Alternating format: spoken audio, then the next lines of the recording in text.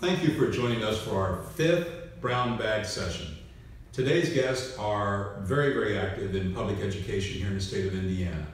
In fact, they represent one of the largest unions that represents teachers every day in our classroom. Rick Muir is president of the Indiana American Federation of Teachers, and Sally Sloan is the executive director. Together, they are always on the front edge about talking about public education. They were backers of Glenda Ritz before there even was a Glenda Ritz. So they have been involved in public education every day, and they keep us attuned. So we hope that you will enjoy this Brown Bag Session as we learn more about the issues that confront us every day in Indiana's classrooms. So I'm going to lead off with you, Sally, okay? There are 1 million kids every day in our classrooms. My daughter's one of them at Pike High School, so I'll give her credit. What are the issues that you think confront public education today that our viewers need to know about, that we, as we drive by at 25 miles an hour in the school zone, as we drive by the school, that we don't know about? What are a couple of the major issues that we should know about? Well, I think we need to be more inclusive in what our schools do.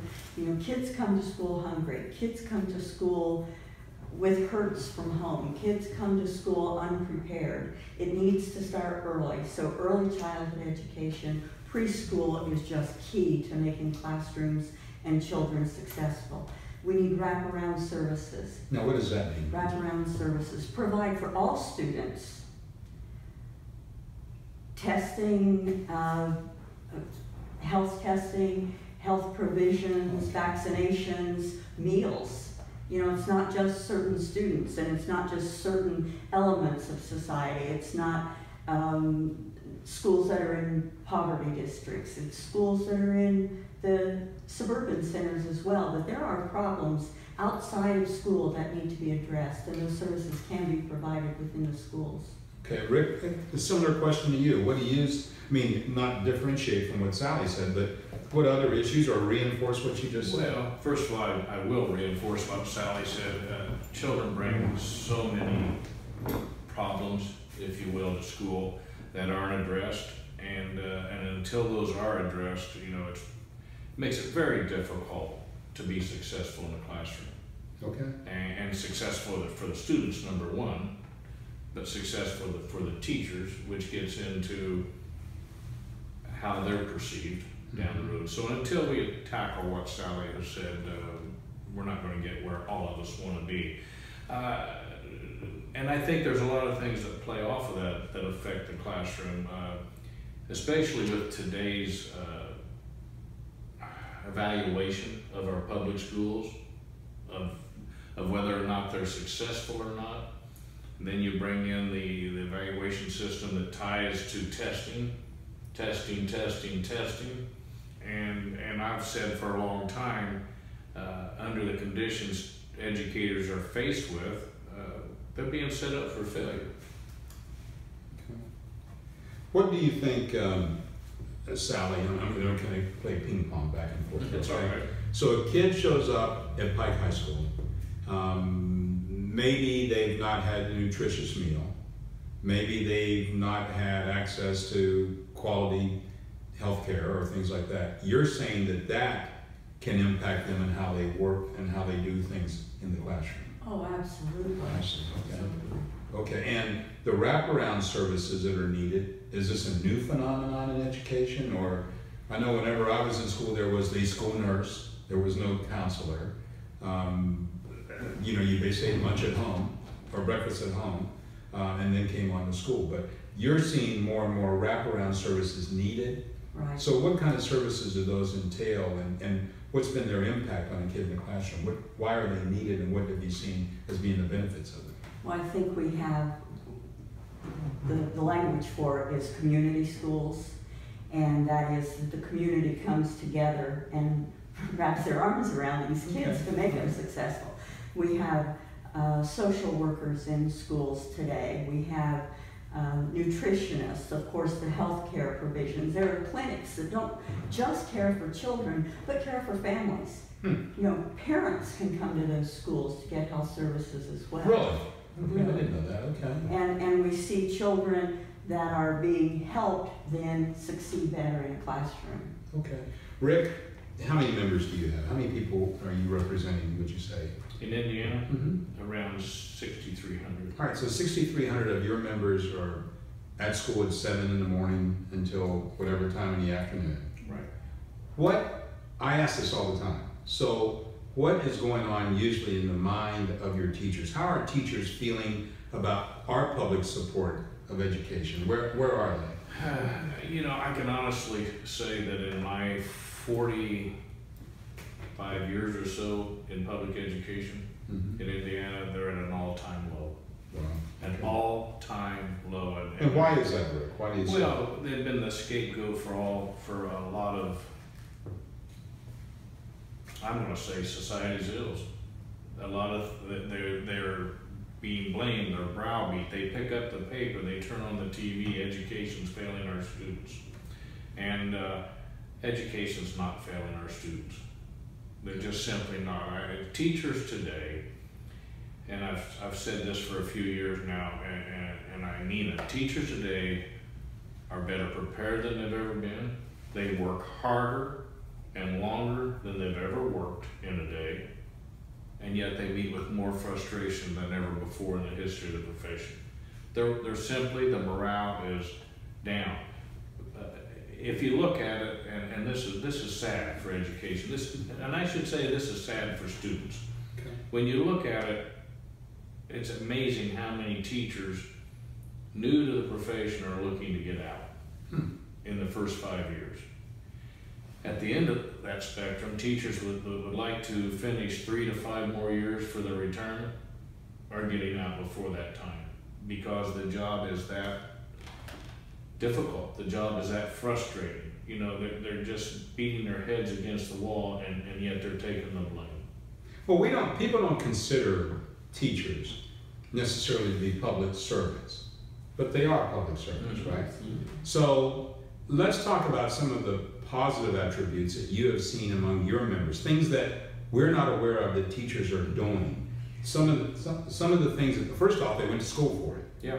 Right? So first off, they incurred 4 years of college, and many have a master's degree, right? Yes. So they've done that. But what are some of the other things that a teacher getting into a classroom is doing on their own volition that our viewers need to know about? Because we don't know that. We just know the person in front of the classroom. Yeah.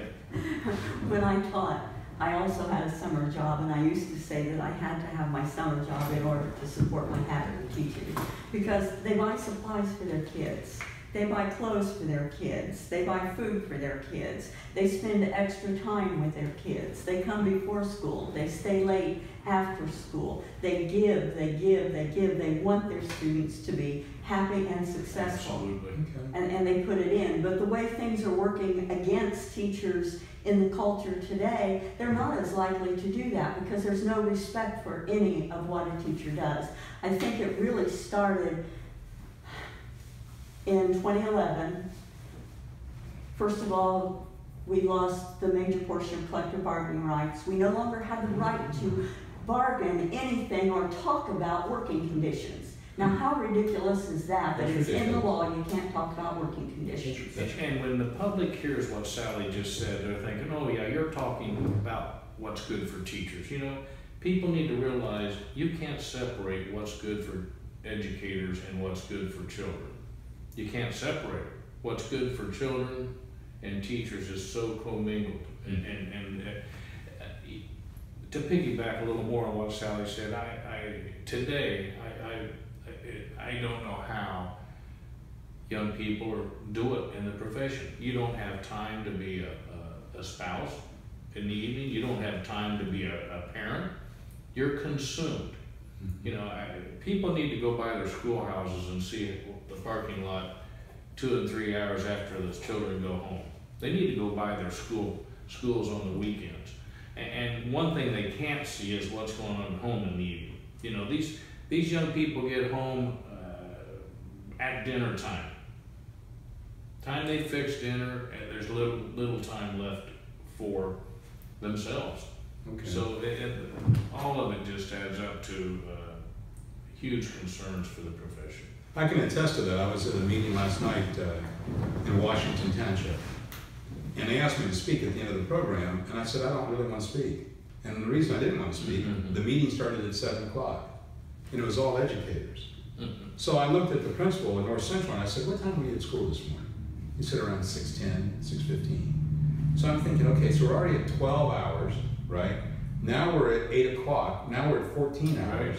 So I got up and I said, let's just leave this meeting and go right to school after this, instead of going home, because they're gonna get home at 10 o'clock and then go to sleep and be back up again.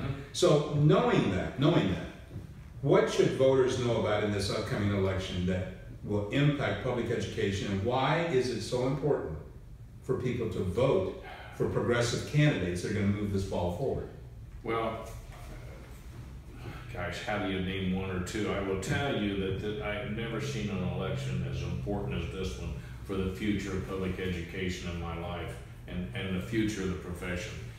And because you have candidates running in this state that respect the profession and respect educators and want to do what's right for children, like Sally said, that are behind preschool education, pre-K. You have people that just simply want to and see the value of education.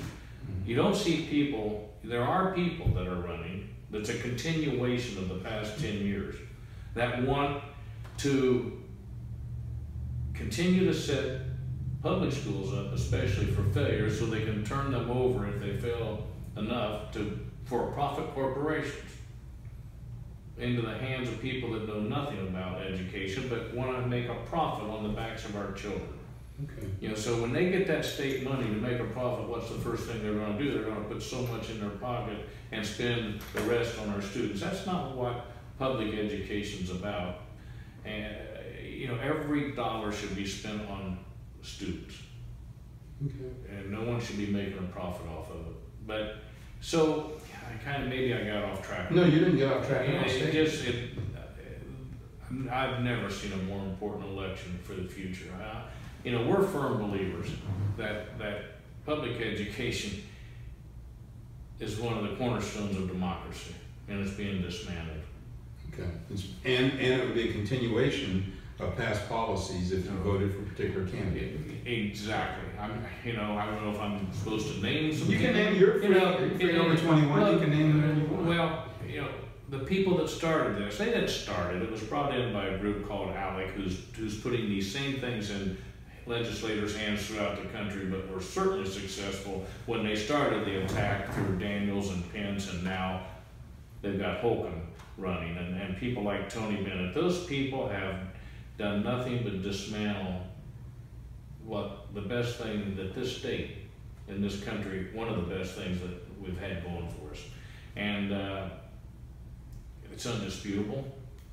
And that's what's riding on this election. You know, I know that John Gregg and I know that Linda Ritz, I know that those people's heart and souls are in the right place, that they really want to help children, and they really want to help the profession, and beyond education, but we're talking about education. About public education. So. There is so much writing on teacher quality. There is so much research that validates that. And yet, in Indiana, legislators have been trying to piecemeal and find a silver bullet that's going to make everything perfect. There's been a lot of research. The National Conference of State Legislatures has just come out with a piece of research that legislators, including our own Bob Bainey, went to various countries to see what high-performing countries are doing. It's different than what we're doing. Right, and didn't you say in the high-performing countries, before we went on, that being an educator, in the educator pipeline, is absolutely required to be in charge of education? Absolutely. Whereas in Indiana, you can leave being a management trainee somewhere and decide to be a superintendent of a school district. That's right. Exactly. So it's akin to letting a guy that was at Jiffy Lube be your surgeon in the hospital. Exactly. I mean, just because he has management experience, I don't think that he should. Maybe he's working on valves, but not that kind of valves. Well, that's something to keep in mind. Right. You know, Yes. I ask people all the time, would you yourself or take your child to a teacher to have dental work done or surgery? And you just mentioned it, and I'm glad you did. No, the answer is absolutely. Are you nuts? Well, why would you turn your children over to anyone less than a professional in the classroom every day? It's mind-boggling, but that's what's happening in Indiana. One thing that I hear these wonderful ads on radio, particularly on minority radio, about how our vouchers program allows people to go where they want to go. Explain the reality. You're trying. Explain to somebody getting here. I'd love to talk about it. Okay. Explain the reality about it. The reality is we are going backwards in Indiana. We're segregating our schools in Indiana again. And let me tell you, vouchers sounds great to people. Oh yeah, let a family send their child anywhere they want. Doesn't work that way. Doesn't work that way. You know, schools that use vouchers can select their student bodies. And, you know, and I've said it, and I started saying it at the State House 5, 6, 7, 8 years ago.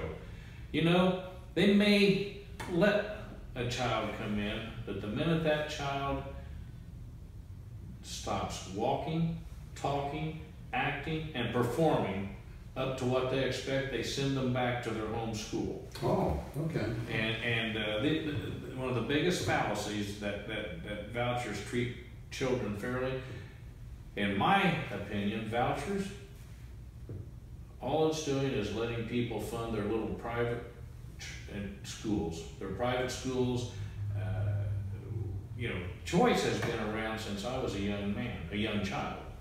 Parents have had choice for parochial schools and private schools, but they paid for that choice. That's correct. Outside of public funding. Well, these people have found and formed laws that allow us to fund their private choices, their private schools. Okay. And I really hurt for, especially our urban districts. Your Fort Waynes, your Muncies, your Andersons. Indianapolis, right? Indianapolis. I just saw just heard on the news yesterday where old Mitch Daniels and Purdue is going to start a charter school right here in IPS. Yes, sir. We're going to drain off the ones we want, and then we're going to judge the schools they come from.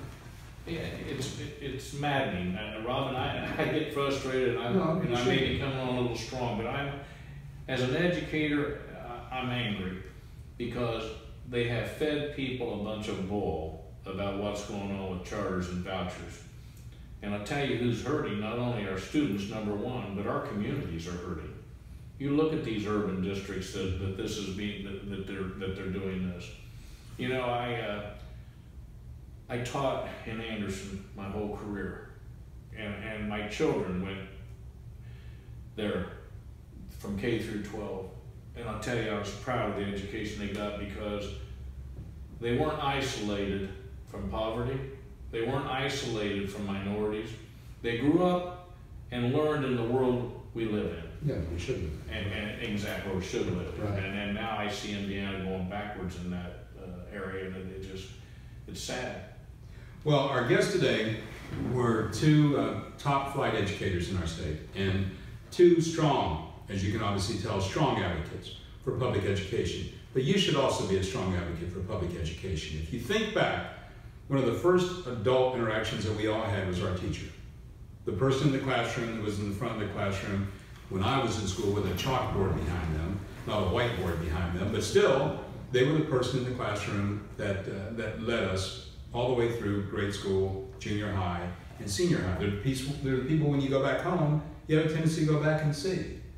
These folks are working every day to make sure that the people that are in our classrooms are respected and admired, not just by the kids, the parents, the taxpayers of the district, but by the people that represent us in Indianapolis. If you want to make a difference on November 8th, remember the candidates that they talked about, and remember, most importantly, get out to vote. Thank you very much for joining us today.